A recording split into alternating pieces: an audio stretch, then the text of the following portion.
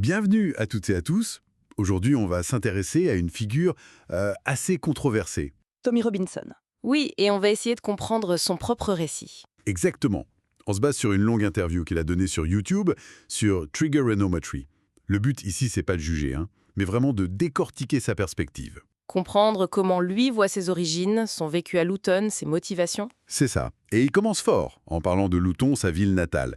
Pour lui, c'est un peu le symbole des changements profonds qu'il décrit. Mhm. Il dit qu'en 82, quand il est né, il y avait une mosquée. Aujourd'hui, 45. 45, oui. Et une population qu'il estime à presque 50% d'origine pakistanaise et musulmane. Voilà. Et ce tableau, pour lui, ça explique beaucoup de choses. Il est né en 82, donc. Mère immigrée irlandaise, c'est ça? Oui. Et il décrit une enfance dans un Luton déjà assez mixte, multiculturel même. Mais c'est la vitesse du changement après qui le marque, c'est ça, Iné? Tout à fait.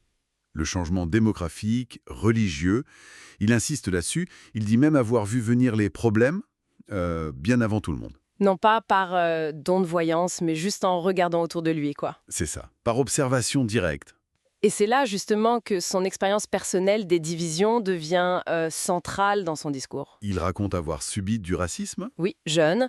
Il parle d'insultes comme sale goule de petits blancs, de vols par ce qu'il appelle des gangs pakistanais. D'accord. Mais, et c'est important, il martèle que les divisions à Luton, c'était pas une question de race, c'était religieux. Ah oui. Il fait cette distinction très nette, carrément. Il dit même qu'historiquement, les communautés blanches et noires étaient plutôt unies, notamment via le foot local. Intéressant ce point. Et pour illustrer cette division religieuse, il donne l'exemple des cours de récré. Les cours de récré. Oui, dans son lycée, il y avait, selon lui, la cour musulmane et la cour non musulmane.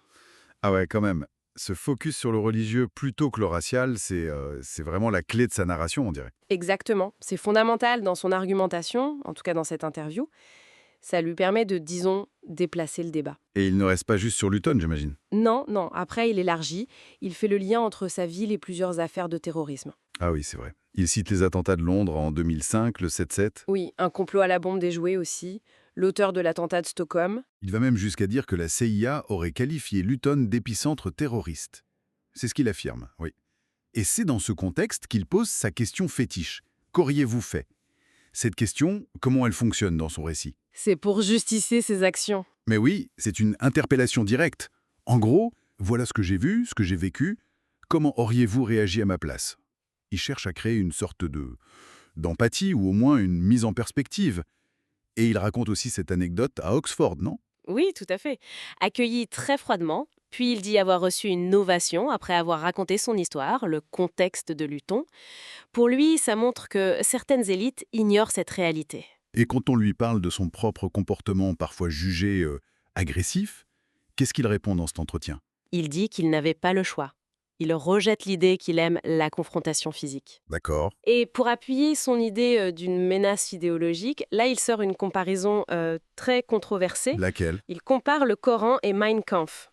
Il donne des chiffres, 7% de contenu haineux, selon lui, dans le Coran, contre 11% dans Mein Kampf. Ah oui, c'est pour le moins direct. Et son argument, tel qu'il le présente, c'est que si on appliquait les lois sur les discours de haine de façon cohérente, le Coran devrait être interdit, comme Mein Kampf l'est déjà. Waouh. Il faut bien préciser que c'est son analyse et sa proposition tirée de l'interview, là. Absolument. C'est sa lecture, sa conclusion. Une rhétorique de provocation qu'il assume pleinement, visiblement. Et l'interview se termine sur des questions un peu ouvertes, c'est ça? Sur ce qu'il aimerait que ses critiques comprennent, s'il aurait pu faire autrement. Exactement.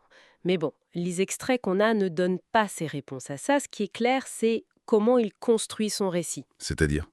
Une histoire très personnelle, ancrée à Luton, dans ses transformations, des divisions qu'il présente comme religieuses avant tout, et ses actions controversées.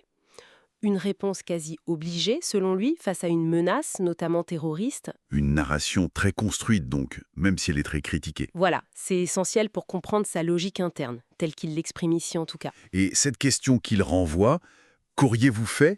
Au fond, ça nous interroge peut-être plus largement, non? Comment est-ce qu'on réagit chacun face à des changements rapides, parfois déstabilisants dans notre environnement? C'est quoi la limite entre observer, alerter, et puis agir d'une façon qui peut diviser encore plus? C'est une vraie question, oui. Une réflexion peut-être sur le poids de nos histoires personnelles dans notre façon de voir les enjeux collectifs.